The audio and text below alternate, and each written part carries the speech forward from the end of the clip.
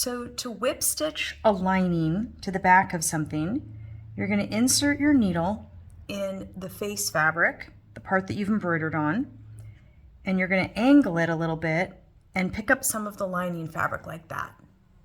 And then you're just going to pull through. I use a sharp needle for this and just basic white sewing thread. I space, depending on the piece, I space my whip stitches anywhere from 1/4 to 1/2 inch apart. It's a secure stitch, so you can definitely, you don't have to do it every 1/8 of an inch. You can do about every 1/4 inch tends to look really nice. Now, when I get to the corner, I'm gonna do a little extra step to kind of neaten the corner.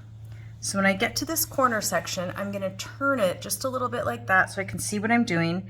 I'm gonna take my needle and I'm gonna go through the miter of the face fabric. The face fabric is the part that you'll see on the back, on the right side of the fabric. And I'm gonna take a little bar tack stitch. I'm gonna go through that once, maybe even twice. I just have to see. And what that does is it pulls the miter together and tightens it like that. And once you have it looking like that, sometimes I'll even put a second or third stitch in there just to make sure it's nice and snug. Then you can just keep going back to working your way around the lining like this. And just, you want to keep whip stitching it like that. And you just work your way around.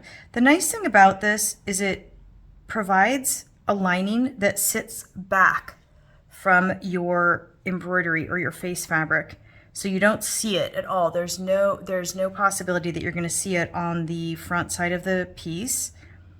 And it allows you to kind of adjust the lining as needed to get a nice flat lining that doesn't pull.